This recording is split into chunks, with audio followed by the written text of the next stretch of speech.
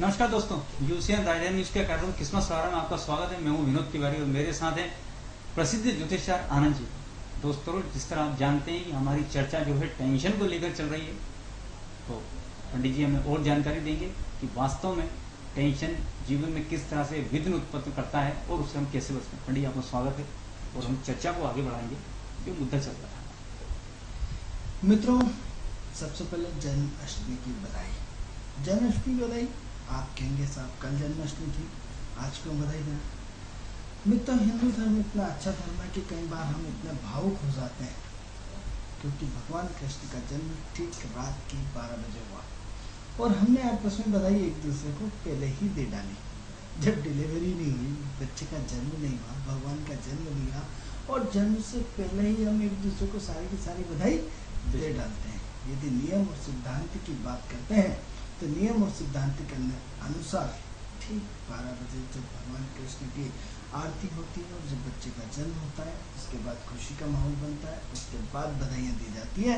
इस तरीके को हमें परिवर्तन करना पड़ेगा। इस तरीके को हमें चेंज करना पड़ेगा, तभी हमारे जो सिम्टम्स हैं, एक दूसरे का जो भावनाशील प्रधानता है वो कायम रह पाएगी। क्योंकि समय से पहले जब डिलीवरी का वो क्षण होता है मित्रों, जब जीवन और मृत्यु के बीच में आदमी झेलता है और आपने जीवन और मृत्यु के बीच में जब व्यक्ति झेलता है, आपने डिलीवरी हुई नहीं उससे पहले आपने एक दूसरे के नियमों का उल्लंघन कर डाला है। क्यों उल्लंघन कर डाला? क्योंकि ठीक है, आप जानते हैं, लेकिन यदि हिंदू धर्म की ड्यूटी मानते हैं तो पूरा भगवान आपकी तरह काम करते हैं। जैसे आप हैं वैसे भगवान है। तो डिलीवरी के हिसाब से होगी और जब डिलीवरी का ठीक समय 12 बजे निर्धारित है और प्रकृति ने 12 बजे निर्धारित कर रखा है और आपने पहले एक दिन पहले ही सारी की सारी चीज़ें आपने कर डाली और अगले दिन को तो आप पूज ही नहीं रहे। उस 12 बजे के बाद जैसे ही आपने प्रसाद लिया, आपने नए दिन की नई दिनचर्या में लग जाते हैं। जबकि वो महत्वपूर्ण समय रहता है जब ठीक 12 बजे के बाद आनंद का माहौल बनता है, प्रेम का माहौल बनता है, दूसरे दिन उसके एक दूसरे के आने जाने का एक फ्लो बनता है, एक दूसरे की बधाई का फ्लो बनता है। हम पूरा का पूरा कार्यक्रम एक दिन पहले ही मना डालते हैं। मित्रों, ये हमारी संस्कृति के विरुद्ध है। यदि आज हम बधाई का यदि प्रातः शुरुआत करें तो उसका हमें रिटर्न मिलेगा, उसकी हमें कहीं न कहीं पॉजिटिव मिलेगी। Hello hello hello. हाँ जी सर नमस्कार, विवेक शर्मा बोल रहा था। हाँ, प्रवीण शर्मा जी, कहाँ से बोल रहे हैं आप? भोपाल से, बैरागढ़ से। अच्छा, किसके बारे में जानना चाहते हैं प्रवीण जी? सर मेरे विषय में जानकारी चाहिए थी। चलिए, डेट ऑफ बर्थ बताइए जी। 20 मई 1987। 20 मई 1987। समय बताइए। समय है शाम 4 बजे। कहाँ, स्थान बताइए। स्थान है होशंगाबाद। अच्छा प्रवीण जी, वैसे आप करते क्या हैं? मैं सर कॉन्टेक्ट। अच्छा, तो आप कार्यक्रम पहले से देखते हैं? मैं अभी कोई भी काम करता हूँ वो सक्सेसफुल नहीं हो पा रहा है। अच्छा, आपने प्रवीण जी पहले कार्यक्रम देखा है हमारा? जी हाँ, देखा है सर। क्या रिपोर्ट है आपके हिसाब से? जी, आपके हिसाब से कार्यक्रम कैसा लगा आपको? सर बहुत अच्छा कार्यक्रम है और जो भी बातें अभी तक सामने आई है वो सत्य है। जी जी। और बहुत अच्छा लगता है ये कार्यक्रम आपका, मैं डेली देखता हूँ उसको। जी जी। तो आपका सवाल क्या है प्रवीण जी? सर मैं अभी कोई भी काम कर रहा हूँ सक्सेसफुल ही नहीं हो पा रहा है। जी जी। चलिए, आप सुनिए पंडित जी, आपकी कुंडली का विश्लेषण कर रहे हैं प्रवीण जी। प्रवीण जी, 2 मिनट रुकना पड़ेगा, हमें हमारी फॉर्मेलिटी पूरी कर लें। तो मित्रों, ये कार्यक्रम आपका अपना कार्यक्रम है। इस कार्यक्रम का आप हमारे कार्यक्रम से यदि जुड़ना चाहते हैं, हमारे कार्यक्रम के यदि विचारों का आदान प्रदान करना चाहते हैं तो हमारे टीवी स्क्रीन पे जो नंबर चल रहा है उस नंबर के आधार पर आप हमें फ़ोन करें। आपको सिर्फ आपकी डेट ऑफ बर्थ, स्थान और समय 3 चीज़ें बताना है। 3 चीज़ों के आधार पर हम आपके अपने लैपटॉप पे कुंडली बनाएंगे, उसके आधार पर हम आपके भविष्य का विश्लेषण करेंगे। दूसरा मित्रों, हम नित्य प्रतिदिन जैसा बोलते हैं कि यदि आपकी डेट ऑफ बर्थ, स्थान, समय नहीं है तो आपको घबराने की आवश्यकता बिल्कुल नहीं है। यदि आप अपना 1 से लेकर 49 के बीच में यदि एक नंबर बोलते हैं तो उस नंबर के आधार पर हम आपका भविष्य बताने का प्रयास करेंगे। मित्रों, यदि आप परेशान हैं और यदि आप कर्ज में डूबे हुए हैं या अपनी विदेश यात्रा चाहते हैं या अपनी प्रगति चाहते हैं या अपना मकान लेना चाहते हैं, वाहन लेना चाहते हैं, बच्चे की शिक्षा को लेकर परेशान है या एजुकेशन को लेकर परेशान है, तो हमें हमारी टीवी स्क्रीन पे 100 नंबर चल रहा है, उस नंबर के आधार पर उस नंबर पे हमें फ़ोन करें। उस फ़ोन के से हमें आपकी डेट ऑफ बर्थ के आधार पर हम आपका भविष्य बताएंगे। अब हमारे साथ लाइन से जुड़े हैं प्रवीण जी। प्रवीण जी, हम आपका भविष्य बताने का प्रयास करते हैं। 20/5/1987 शाम 4 बजे होशंगाबाद आपने हमें बताया। प्रवीण जी, आप बहुत स्वाभिमानी आदमी, बहुत जिद्दी आदमी, बहुत एक्टिव आदमी, बहुत एनर्जी से भरपूर आदमी, बहुत सिद्धांतिक आदमी है। अपने आप में टोटल सिद्धांत से जुड़े हुए हैं, गलत चीज़ों से दूर रहते हैं। एक बार जीवन में सिर्फ किसी भी गलत आदमी से धोखा खाते हैं, दूसरी बार अपनी उंगली कभी नहीं कटाते। एक ही बार गलती यदि हो जाती है तो अगली बार जीवन में दूसरे व्यक्ति को कभी मौका नहीं देते हैं। तो आप अपने दुष्ट लोगों से दूर रहते हैं, दुष्ट लोगों से आपके संबंध नहीं बन पाते हैं, बुरे लोगों से आपके संबंध नहीं बच जाते हैं। यदि गलती से आप भी गए आपकी टच में, तो ज़्यादा समय तक बुरा व्यक्ति आपकी टच में नहीं टिक पाता है। थोड़े समय बाद वो ऑटोमेटिक गायब हो जाता है, या आप उसको गायब कर देते हो, या आप उससे दूर हो जाते हो।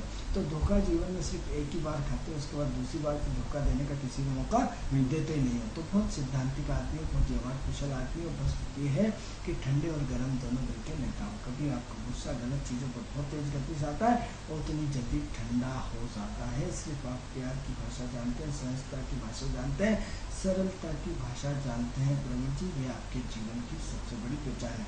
दूसरा ये है कि हर चीज़ की नेगेटिव और पॉजिटिव दोनों चीज़ होती है। आप प्रवीण जी उस दोनों चीज़ों को सबसे पहले अध्ययन करते हैं, उसके बाद यदि आपके लायक काम होता है, आपके लायक आदमी होता है, तो आप जुड़ते हैं, नहीं तो बाहर हो जाते हैं। यानी हर चीज़ के दोनों पहलुओं पे आप बहुत अच्छे ढंग से विचार करते हैं। दूसरा ये कि एनर्जी पावर बहुत है, नए नए लोगों से संपर्क में रहते हैं, नए नए प्लान आते रहते हैं, नई नई एक्टिविटी का फ्लो आता रहता है। चुप बैठने वालों से नहीं है, क्रिएटिव दिमाग है, सकारात्मक क्रिएटिव दिमाग आपके जीवन में उथल पुथल चलता रहता है। प्रवीण जी, वर्तमान समय में जो आपकी एक्टिविटी का फ्लो लगातार तेज गति से, यदि हो सकता है आपने पार्टनर किया हो तो पार्टनरी में हो सकता है आपको घाटा गया हो, या फिर वर्तमान समय में आपकी असंतुष्टि का फ्लो बहुत ज़्यादा है। आप अपने परिवार को, मकान को लेकर, या ज़मीन को लेकर, या प्रॉपर्टी को लेकर, या फिर वाहन को लेकर कहीं ना कहीं इस तरह की कुछ ना कुछ एक्टिविटी करना चाहते हैं।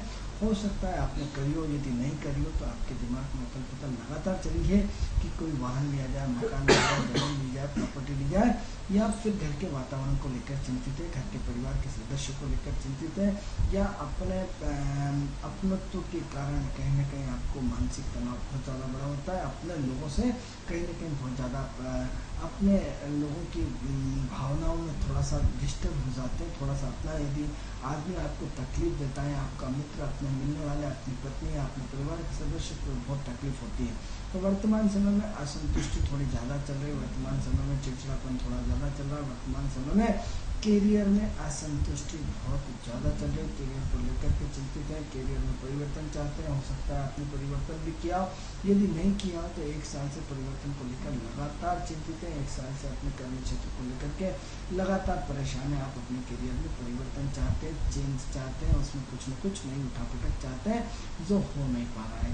देखिए, ऐसा है प्रवीण जी की आपकी लाइफ में 2017-18 तक जैसा चल रहा है वैसा ही चलता रहेगा। अप एंड डाउन होते रहेंगे, उतार चढ़ाव होते रहेंगे। 2014 पूरा उतार चढ़ाव का है, अभी आपका समय बाकी है। मार्च 2015 तक, 10 मार्च आप नोट कर लीजिए प्रवीण जी, 10 मार्च 2015 तक आपको असंतुष्टि लगातार बनेगी। 8 नवंबर 2013 से बहुत परेशान है।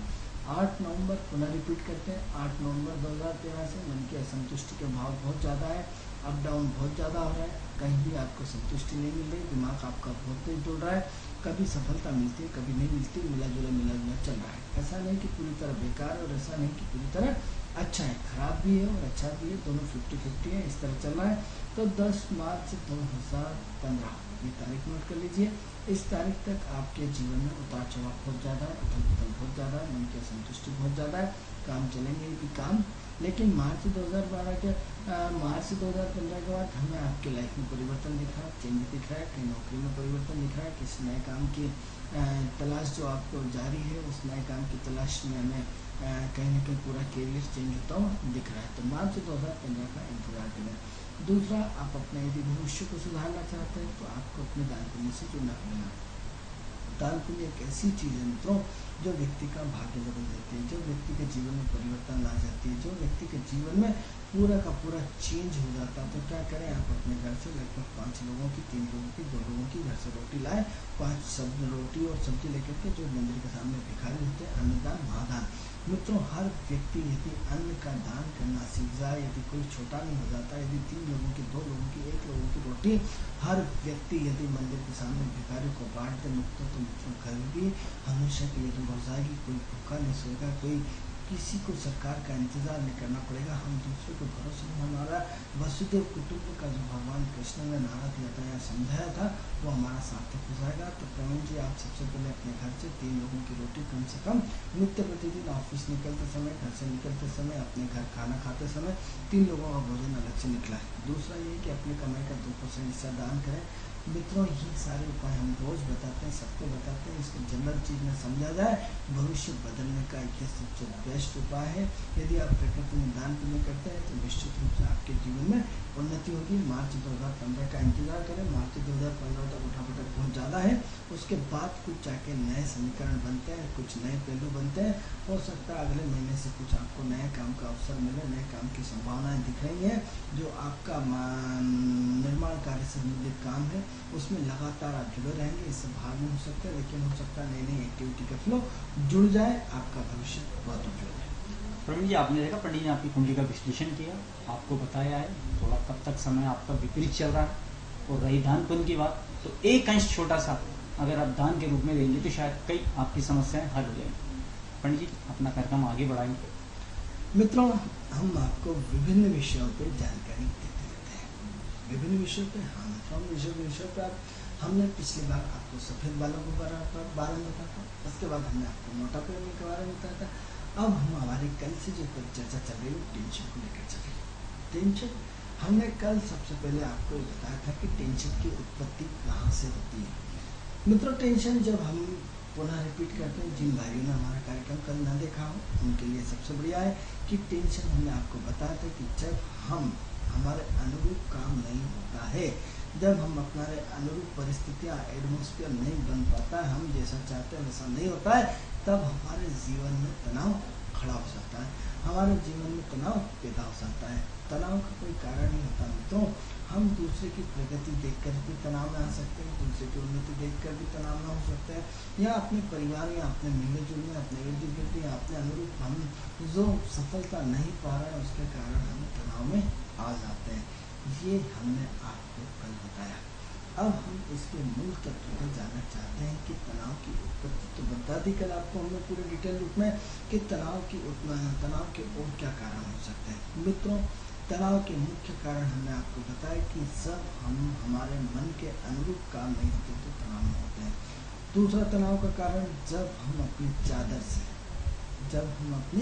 चादर से बड़ा पाँव पसारते हैं। मेरी औकात क्षमता यदि 100 रुपये की और यदि मैं 500 रुपये का काम करूँगा तो निश्चित रूप से तनाव में आऊँगा। अब इसके लिए आप ज्योतिषियों के चक्कर लगाओ, आप पंडितों के चक्कर लगाओ, आप ज्ञानियों के चक्कर लगाओ, आप तंत्र मंत्र वाले लोग चक्कर लगाओ। कोई आप ऐसे उम्मीद करते हो कि कोई जादू की छड़ी आएगी, घुमा देगा, आपका भाग्य बदल जाएगा, तो आप बहुत गलतफहमी के शिकार हैं। आपको अपनी सोच को बदलना पड़ेगा। तो सबसे पहले आपको क्या करना पड़ेगा कि आपकी औकात कितनी है। हमने कल आपको ग्रेड बताया था, A, B, C, D और एक चौथा ग्रेड अलग बताया था जिसका कोई मापदंड नहीं। ये आपका भाग्य वाला ग्रेड है। तो सबसे पहले आपकी ग्रेड कौन से आते हैं? A में आते हैं, D में आते हैं, C में आते हैं, D में आते हैं। और एक ऊपर का ग्रेड जो कल हमने समझाया था मित्रों आपको कि यदि आप भले छोटे आदमी हैं लेकिन आप किसी मुख्यमंत्री की दाढ़ी बनाते हैं, मुख्यमंत्री के कपड़े धोते हैं, मुख्यमंत्री के साथ मालिश करते हैं, उसके पूरे के पूरे कहीं उसमें सिर की मालिश है, कहीं उसमें एक्सरसाइज करवाते हैं, कहीं उनको एक्स्ट्रा वो देते। तो छोटे आदमी होने के बाद भी आपकी अप्रोचेस, ये आपका भाग्य है, ये आपकी कला है, ये आपका पूर्ण के संस्कार है। तो इस हम 5वें वाले हिस्से को तो ईश्वर का चमत्कार मानते हैं, भाग्य मानते हैं।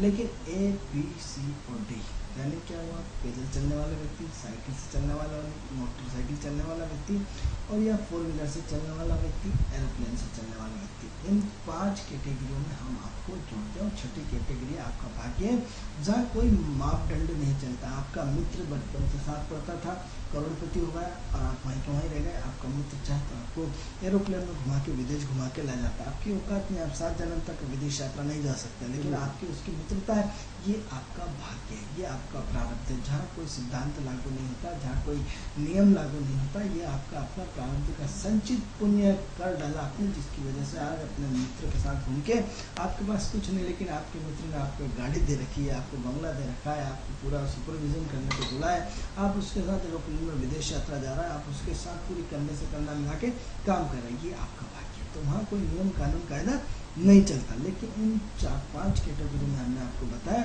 पुनः कि पैदल चलने वाला व्यक्ति, साइकिल से चलने वाला व्यक्ति, मोटरसाइकिल चलने वाला व्यक्ति, फोर व्हीलर से चलने वाला व्यक्ति और एरोप्लेन से, इन 5 उसमें कैटेगरी में आ सकता है। लेकिन इसमें मीडियम फैमिली में जो कार और रेल भी हम ले सकते हैं, तो ऐसा नहीं है उसमें, लेकिन ये कैटेगरियाँ फिक्स हैं। अब इस कैटेगरी की फिक्स करने से हम यदि इन सामान्य टिकट वाला व्यक्ति जो सामान्य टिकट बस में यात्रा करता है या सामान्य ट्रेन में यात्रा करता है, यदि कभी सभी वो first tier, third tier, first AC या थर्ड टायर में चला गया तो वो कभी सभी तो ठीक हो जाता है। लेकिन यदि हम निरंतर दूसरे की नकल करते रहे कि नहीं साहब वो तो हमेशा एरोप्लेन से यात्रा करते हैं, फर्स्ट एसी से यात्रा करते हैं और मुझे भी करना चाहिए, और आपने कर्ज ले लेकर के आपने फर्स्ट एसी से यात्रा शुरू कर दी, तो निश्चित रूप से आपके जीवन में तनाव बढ़ना है। जब हम दूसरे की नकल करना शुरू कर देते हैं मित्रों कि फलाने के यहाँ 5,000 रुपये की साड़ी पहनी और मेरे अंदर सिर्फ मेरे 2,000 रुपये की 1,000 रुपये की साड़ी है, तो टेंशन खड़ा होना शुरू हो जाता है। या आपका बच्चा छोटे स्कूल में पढ़ता है, आपके परिवार के किसी साले का या आपके मिलने जुलने वाले का बच्चा किसी हाईफाई स्कूल में पढ़ता है, मित्रों तनाव शुरू हो जाता है। तनाव के कई रूप होते हैं मित्रों, तनाव का कोई एक स्वरूप नहीं दिखा देता। तनाव आपके इर्द गिर्द चारों तरफ से आपको घेरने की तैयारी करता रहता। कब आपको याद है कि हमारे पड़ोसी के यहाँ तो बहुत बड़ी टीवी, हमारे यहाँ छोटी ब्लैक एंड वाइट टीवी है। मतलब तनाव का कोई भी कारण हो सकता है कि हम किराए के मकान में रहते हैं, अगला लग्जरियस बंगले में रहता है। तनाव का कोई भी कौन सा तनाव आपको तकलीफ दे जाएगा मित्रों, कोई भरोसा नहीं।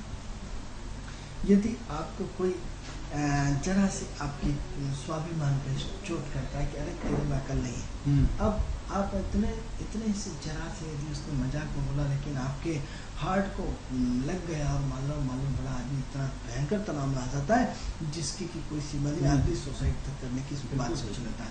तो तनाव का मुख्य कारण कुछ ऐसा नहीं है। जो तनाव का मुख्य कारण रहता है जो आपके इर्द गिर्द 24 घंटे जो स्थितियाँ, परिस्थितियाँ, एटमॉस्फेयर, वातावरण और जिन चीज़ों के आप टच में रहते हैं, जिन चीज़ों का भोग लेते हैं, वही आपको तनाव यानी जिससे हमें सुख मिलता है उससे हमें दुख मिलता है, जिससे हमें संतोष मिलता है उसी से हमें दुख मिलता है। मतलब पॉजिटिव और नेगेटिव ऊर्जा दोनों ही चीज़ों का बैलेंस जीवन है।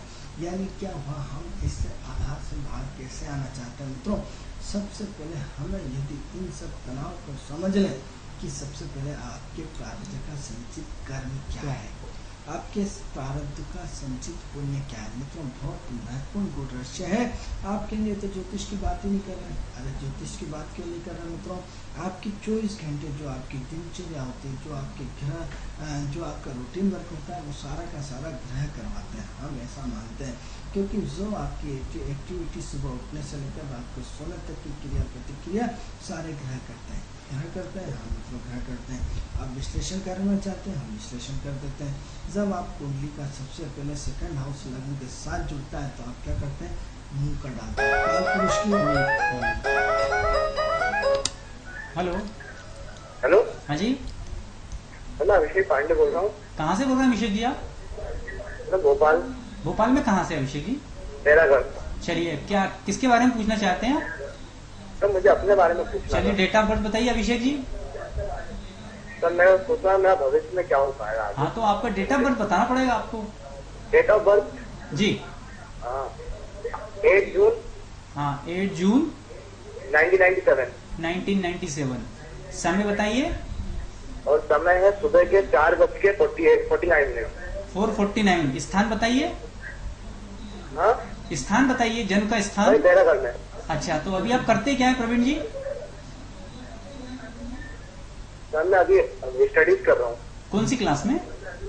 मैं BSc फर्स्ट सेम में। चलिए, BSc फर्स्ट सेम में। सर मैं अभी सेकंड सेम का एग्जाम आने वाला है।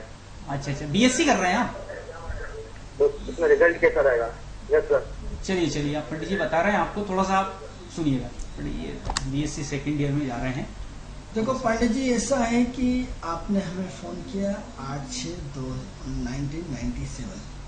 मित्रों, जिन लोगों की आधी बात अंग्रेजी में होती है, आधी हिंदी में होती है, इसका रीजंस बताते हैं। जो शनि है वो हमारी विदेशी भाषा को रिप्रेजेंट करता है, और जो गुरु है हमारी भारतीय संस्कृति की भाषा को रिप्रेजेंट करता है।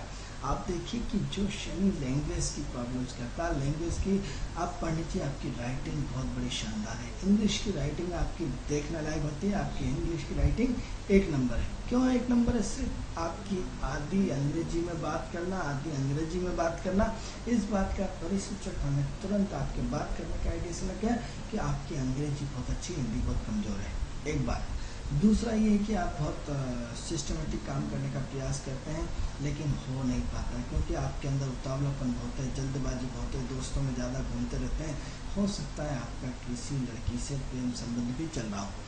मित्रों, पंडित जी बुरा बिल्कुल नहीं मानिएगा। हो सकता है यदि प्रेम संबंध ना हो तो हो सकता है किसी के प्रति आकर्षण हो, क्योंकि आदमी को घुमा फिरा के बोलना पड़ता है। तो ऐसी कंडीशन में क्या है पंडित जी की, जो दौर शिक्षा का रहता है उसको हम प्रेम में निकाल देते हैं, जो दौर प्रेम का रहता है उसको हम दूसरी चीज़ों में लगा देते हैं। तो ऐसी कंडीशन में प्रेम होना बहुत अच्छी बात है। प्रेम के बिना जीवन अधूरा है, लेकिन बात समय समय की होती है। तो आज आपके समय जो एजुकेशन का है, तो क्या है कि आपके जीवन में 2009 से काफ़ी चेंज आया है, 2009 से काफ़ी परिवर्तन आया है। पहले से बहुत ज़्यादा आलसी हो गए, दिन भर दोस्तों में घूमते रहते हैं, अपने घर वालों की सुनते नहीं हैं, अपने अपने चलाते हैं, और अपने आप को शेर का मतलब अपने आप को बहुत पावरफुल समझते हैं, जिसकी वजह से बहुत ज़्यादा प्रॉब्लम की रट हो रही। कभी आपका पढ़ाई में मन लगता है, कभी नहीं लगता। किताब उठाते हैं, किताब उठा करके फट पूरा फेर के वापस बैठ के सो जाते हैं। हर दिन ये सोचते हैं आप कि आज से चाहे कुछ भी हो जाए पढ़ूंगा, और अगले दिन फिर वो टाइटा सो जाती है। तो रोज़ आपके हर काम डिले हो रहा है, हर काम परेशानी से हो रहा है, हर काम दिक्कत से हो रहा है। हर काम दिमाग में उलझन फुलझन बहुत है, करना बहुत कुछ चाहते हो, लग्जरी जीवन बहुत कुछ चाहते हो, अपने जीवन में बहुत बड़ा परिवर्तन चाहते हो, लेकिन चेंज चाहते हो, लेकिन चेंज का कोई मतलब नहीं, क्योंकि बातें सब बड़ी बड़ी होती है और कर कुछ नहीं पा रहे। जिस लेवल पे आपको सफल होना चाहिए, जिस लेवल पे आपको पहुंचना चाहिए, उस लेवल पे आप बिल्कुल नहीं है। तो सबसे पहले आप अपना नेचर बदलें, अपना व्यवहार बदलें, अपनी सोच बदलें, अपना एटीट्यूड बदलें, अपने कार्य करने का तरीका बदलें। क्योंकि आप दिन भर आपके इष्ट मित्रों में घूम करके दूसरों के लिए काम करते हो, खुद के लिए टाइम नहीं है, परिवार वालों के लिए टाइम नहीं है, लेकिन इष्ट मित्रों के लिए भरपूर टाइम है आपके पास। तो सबसे पहले अपनी आदत में संशोधन करें, अपनी आदत को सुधारें। क्या सुधारें?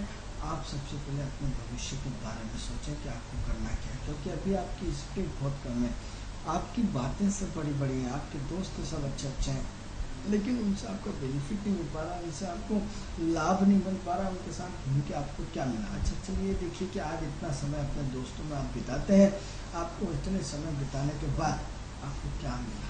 सबसे पहले विश्लेषण करें मित्रों। दोस्त यदि बराबरी के साथ आगे बढ़ते जाते हैं तो जीवन में मज़ा तभी होता है जब उनकी प्रगति के साथ साथ हमारी खुद की प्रगति और हमारी प्रगति के साथ उनकी प्रगति हो, तो दोस्ती का मज़ा कुछ और होता है।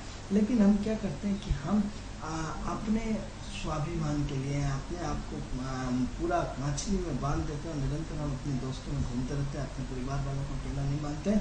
तो आज तो हमें कोई दिक्कत नहीं आती, लेकिन जब जैसे जैसे उम्र बढ़ती जाती है, हमारा दोस्त आगे बढ़ते जाते हैं और हम पिछड़ते जाते हैं, उस समय उस चीज़ का हमें एहसास होता है।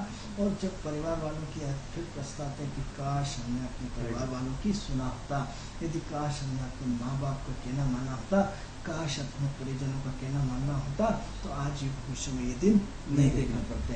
तो पांडे जी यदि अपना नेचर नहीं बदलेंगे, अपना व्यवहार नहीं बदलेंगे, अपनी सोच नहीं बदलेंगे, अपने काम करने का एटीट्यूड नहीं बदलेंगे, तो हमें आपका भविष्य खतरे में दिख रहा है। और यदि आप अपने परिवार वालों का, अपने माता का, अपने पिता का, अपने परिवार वालों का और थोड़ा सा दोस्ती को छोड़ करके अपने परिवार पे, अपने किताब पे ध्यान देंगे, भविष्य पे ध्यान देंगे, तो आपका भविष्य बहुत उज्जवल है, बहुत टॉप जाओगे। नहीं तो क्या करेंगे आप? प्रेम रोग में फंस के उलझ के रह जाएंगे, भविष्य कुछ भी नहीं मिलेगा, बेवजह आप तनाव में रहेंगे, बेवजह परेशानी में रहेंगे। अपने इष्ट मित्रों को छोड़ें, अपने सारे सिर्फ अपने परिवार वालों के साथ पढ़ाई पर ध्यान दें। यदि आप अपनी एकाग्रता के साथ पढ़ाई करते हैं तो आपके लिए अच्छा रहेगा। दोस्तों में घूमना बंद करिए, पैसे कमाने की इच्छा अभी त्याग दीजिए। अभी तो सिर्फ एक ही काम करिए कि आपको सिर्फ अपना टारगेट एजुकेशन देना है, सिर्फ पढ़ाई देना है। यदि आप अपनी सोच को सिर्फ शिक्षा के लिए और शिक्षा तक ही रखते हैं तो आपका भविष्य बहुत अच्छा है। और यदि आप अपने आप को व्यापारिक, क्योंकि आपके दिमाग में व्यापार करने की बहुत इच्छा है, आपके दिमाग में व्यापार को लेकर के उथल पुथल चलती रहती, घर वालों से आप ऐसे मांगते रहते कि मेरे को दुकान खुलवा दो, ऐसा कर दो, ऐसा कर दो, तो ये दुकान तो आप कभी भी खोल सकते हैं लेकिन पढ़ाई कभी भी नहीं कर सकते हैं। तो इसलिए आज थोड़ा सा समय पढ़ाई को दें, आपका भविष्य बहुत बढ़िया है। प्रवीण जी, ये था आपकी कुंडली का विश्लेषण। पंडित जी ने बताया थोड़ा सा आपको ध्यान देना जरूरी है, क्योंकि आप ध्यान देंगे तभी आपका भविष्य बन पाएगा। पंडित जी, हम चर्चा को आगे बढ़ाएंगे। तो मित्रों, टेंशन के मुख्य कारण जो हमने आपको बताया कि टेंशन आपको किसी भी चीज़ से हो सकता है, टेंशन का कोई मापदंड नहीं है। तो सबसे पहले हम प्रारब्ध को इस पे हम इसके गहराई से हर विषय पर अध्ययन करना पड़ेगा। तो फाउंडेशन बताया कि टेंशन कहाँ से पैदा होता है। टेंशन के आगे के अब टेंशन पैदा तो हो गया है, ठीक है, लेकिन अब टेंशन से किन उन परिस्थितियों का जिम्मा किस पे जिसके कारण हमें टेंशन हुआ। तो कि सबसे पहले आपके प्रारब्ध की स्थिति पे हम जाएंगे कि प्रारब्ध में आप क्या लेके आए, क्या छोड़ के आए, क्या लेना है, क्या देना है। मित्रों, एक आदमी देने के लिए पैदा होता है, एक आदमी लेने के लिए पैदा होता है। यानी आप क्या करते हैं कि एक आदमी निरंतर वो सबकी मदद करता रहता है, लेकिन आप उसकी मदद कभी नहीं कर पाते हैं। आपने उसने 100 रुपये मांगे, 100 दे दी, 500 मांगे, 500 दे दी। Hello hello. हाँ जी। हाँ जी सर, मैं गोविंद मेहरा बोल रहा हूँ। गोविंद मेहरा जी, कहाँ से बोल रहे हैं आप? जी, बैरागढ़। बैरागढ़ से बोल रहे हैं। चलिए, किसके बारे में पूछना है गोविंद जी आपको? जी, मेरे बारे में, मेरे फ्यूचर के बारे में पूछना। आपके बारे में, आपके बेटे के बारे में? मेरे बारे में। मेरा बेटा नहीं, मेरा स्टूडेंट है। अच्छा, चलिए, डेट ऑफ बर्थ बताइए। क्या? आपकी डेट ऑफ बर्थ बताइए। 1992। नहीं, दिन, समय बताइए, दिन बताइए, दिनांक होगी आपकी। 11 मई हाँ, 1992। 11 मई 1992। हाँ समय बताइए। सर, समय आज नहीं है, पता नहीं। चलिए, तो एक काम करिए, आप सबसे बढ़िया 1 से लेकर 249 के बीच में कोई संख्या बोलिए फटाफट। ईश्वर का नाम। ईश्वर का नाम लेके। हेलो, 24। कितना? 24। 74। 90। पुनः रिपीट करें, आप क्या बोला आपने? सर 24। 24। पहले क्या बोला था? पहले आपने क्या बोला था? सर पहले भी यही बोला था। चलिए, मतलब 24, हिंदी में 24। जी सर। चलिए, पंडित जी आपका बता रहे हैं, जरा सुन जी। करते क्या है? करते क्या है वैसे आप? कौन सी क्लास में? हेलो सर, कॉलेज में हो, फर्स्ट ईयर। जी, कॉलेज में हो, फर्स्ट ईयर। फर्स्ट ईयर में हो अभी आप? जी। चलिए, पंडित जी इनका सवाल है। क्या नाम बताया आपने? चलिए, जो भी बैरागढ़ से आपने फ़ोन किया हमें, आप हमारी टीवी स्क्रीन पे कार्यक्रम देख रहे होंगे। तो एक तो क्या है, बहुत ही व्यवहार कुशल आदमी है, आपके व्यावहारिकता के चर्चे चारों तरफ हैं। आप अपने इष्ट मित्रों में व्यावहारिकता के नाम से जाने जाते हैं। ऐसा है कि आपके संबंध सब अच्छे लोगों से, आपके संबंध सब VIP लोगों से, आपका काम करने का तरीका सब अच्छा है, आप सबके साथ एडजस्ट हो जाते हैं, कभी किसी को शिकायत का मौका नहीं देते हैं। 5 मार्च 2015 तक आपकी चंद्रमा की दशा है। चंद्रमा आदमी को व्यवहार कुशल बनाता है, चंद्रमा आदमी को सारी कलाओं से युक्त रखता है। आपके अंदर बहुत सारे क्रिएटिव माइंड के विचार चलते रहते हैं, बट ये है कि बातें सब बड़ी बड़ी करते हैं, रिजल्ट कुछ भी नहीं होता है, ये अलग चीज़ है। लेकिन कहीं ना कहीं आपका नेचर पूरा एडजस्टिव है। एडजस्टिव मतलब फुल एडजस्टिव। अभी विगत 2013 और 14 मतलब 1.5 साल से आपके अंदर थोड़ा सजने संवरने की प्रवृत्ति बदल गई।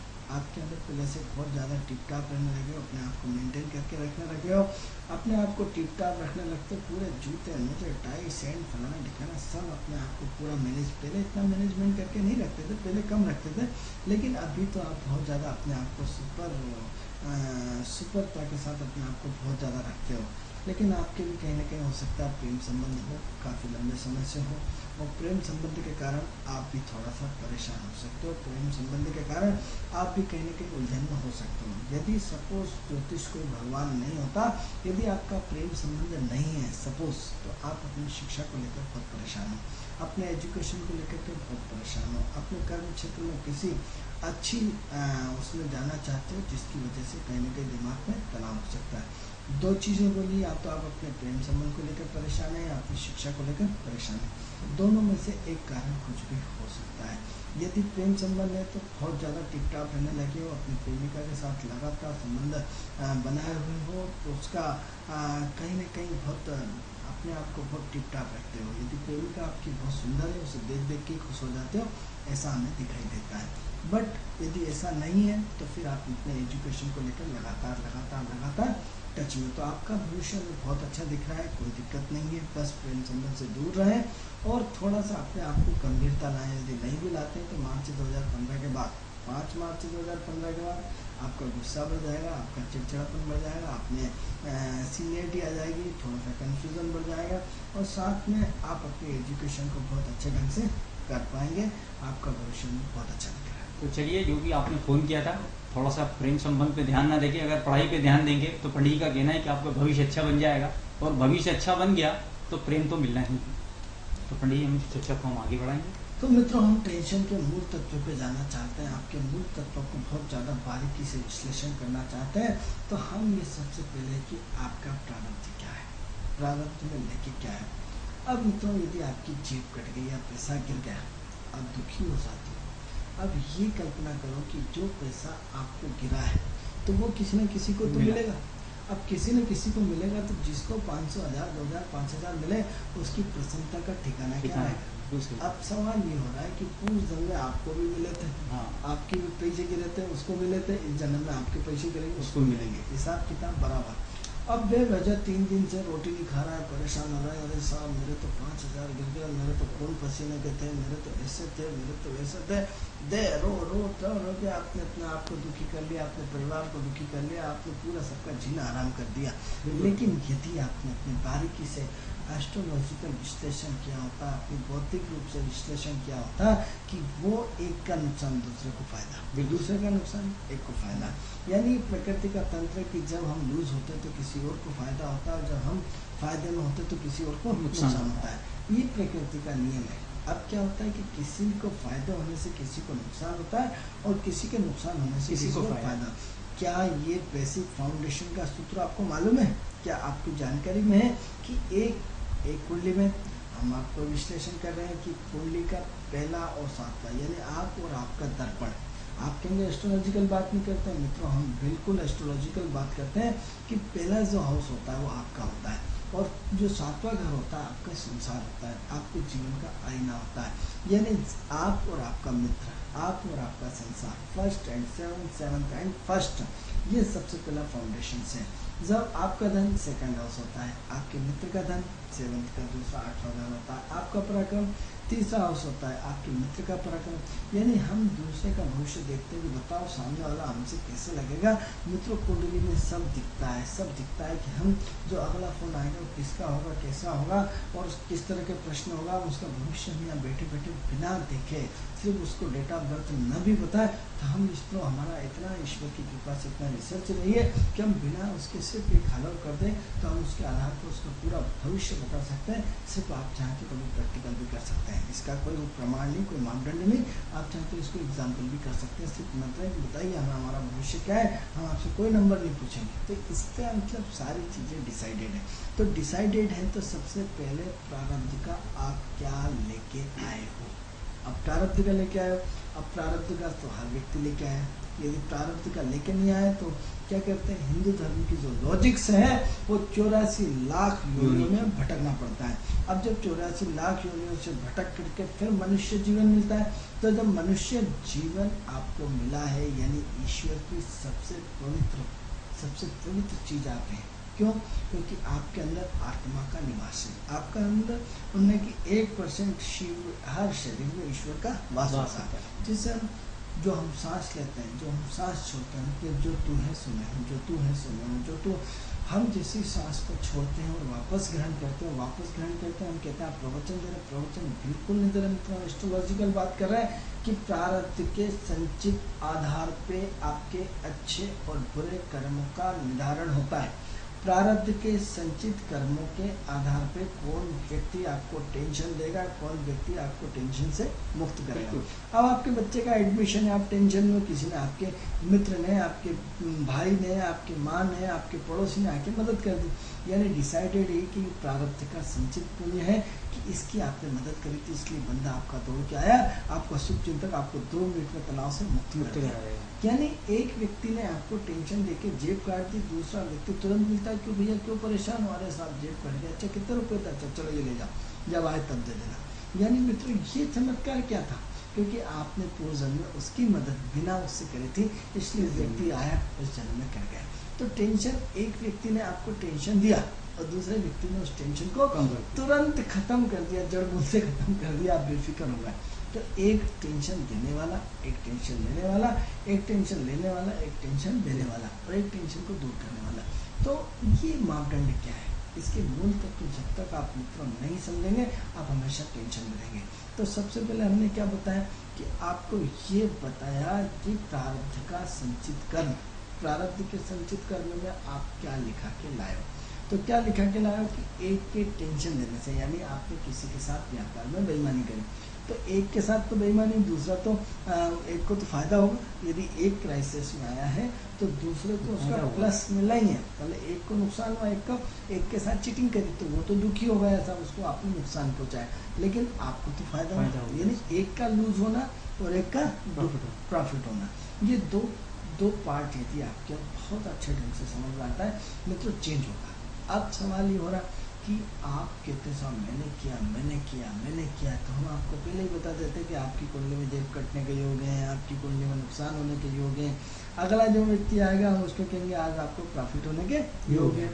यानी दोनों चीज़ें डिसाइडेड है कि आज आपका पैसा गिरना है, और हम अगले को ये बताएंगे कि आज आपको प्रॉफिट कहीं से मिलना है, कहीं से पैसा आपको गिरे हुए मिलना है। यानी सारी चीज़ें डिसाइडेड है कि ईश्वर किसका जख्म देना है और किसको जख्म भरना है, मल्लम लगाना, मतलब उसको किसको तो तनाव देना है और किसको तनाव से मुक्त करना है। लेकिन इसका समय निर्धारित प्रकृति ने स्वयं का रखा है। जैसे आपके बच्चों का अभी काउंसलिंग का समय चल रहा था, सारे के सारे बच्चों का, तो जिन बच्चों का एडमिशन हो गया तो उनके तो खुशी का माँ बाप का ठिकाना नहीं हो, लेकिन जिनकी काउंसलिंग में नंबर साहब इस काउंसलिंग में नहीं हुआ, अगली काउंसलिंग में होगी, फिर इस काउंसलिंग में नहीं हुआ, अगली में हुई, तो उनके माँ बाप से, उनके बच्चों से उनको रोना आ गया। उनके दिल से पूछिए कि उनके दिल पे क्या बीती। यानी इतना तनाव, जब तक उनके बच्चे का एडमिशन नहीं हो गया, सब पहला भी चला गया, सत्र दूसरा भी चला गया, तीसरा भी, 4 काउंसलिंग भी आ गई, अब 4th में भी नहीं हुआ, तो अब क्या करा, साहब भागे इधर उधर एडमिशन के लिए भर रहा है, इधर भर रहा है, उधर भर रहा है, और देखिए आप जैसे ही बच्चे का एडमिशन हो रहा है, भगवान धन्यवाद, सुकून, मतलब वो तनाव। तो क्या हुआ कि जिसने ऊपर से प्रारब्ध से संचित पुण्य अच्छे थे उसका फर्स्ट बार में हुआ, जिसके तनाव कम, प्रारब्ध के पुण्य कम थे उसको सेकंड बार में हुआ, और जिसके कम थे उसको थर्ड में हुआ, और कम थे उसको चौथे में हुआ, और कम थे और चौथे में भी नहीं हुआ, दूसरी जगह भटक के तीसरी जगह कराना पड़ा। यानी ये सारी की सारी कंडीशंस हमारे प्रारब्ध के संचित पुण्य पे डिपेंड करती है। मित्रों इस चर्चा को हम आगे रखेंगे, बहुत अच्छा विषय है, लेकिन बट हम इसको ढंग से आपको जोड़ते हुए बताएंगे, क्योंकि प्रारब्ध का संचित पुण्य आपका भाग्य है। भाग्य यानी कुंडली का 9th हाउस। हम पहले आपको भूमिका बताते हैं, भूमिका बताने के बाद हम आपको उसका विश्लेषण करने का प्रयास करते हैं। हमारा उद्देश्य कोई प्रवचन देना नहीं, हमारा उद्देश्य हम प्रवचन करता नहीं है, हम सिर्फ एस्ट्रोलॉजिकल, हम आध्यात्म और ज्योतिष के मिलन की बात करते हैं। हम आध्यात्म और ज्योतिष को विज्ञान के माध्यम से जोड़ने का प्रयास करते हैं, हम उसको सरल भाषा में प्रस्तुत करने का प्रयास करते हैं। पहली भाषा सहज हो, सरल रूप में, फिर आपको एस्ट्रोलॉजिकल। हम आपको कहते हैं कि कुंडली में पहला भाव ऐसा जुड़ा दूसरा, तो आपको तो यही नहीं मालूम कि पहला भाव होता क्या है, 9th हाउस होता क्या है। कुंडली का 9th हाउस भाग्य होता है मित्रों, भाग्य का संचित पुण्य होता है। तो पुण्य की व्यवस्था को हम प्रारब्ध के संचित कर्मों से जोड़ते हैं, ये एक बेसिक फाउंडेशन है। तो थोड़ा सा हम अपने जीवन में परिवर्तन, थोड़ा सा अपने जीवन में सोच में परिवर्तन लिया है तो निश्चित रूप से हमारे जीवन में परिवर्तन आएगा। ये परिचर्चा हमारी जारी रहेगी मित्रों, समय अभाव है, हम इस चर्चा को कल भी जारी रखेंगे। मित्रों, बड़ा रोचक विषय चल रहा है टेंशन का। आप टेंशन मत लीजिए, अगर आपका आज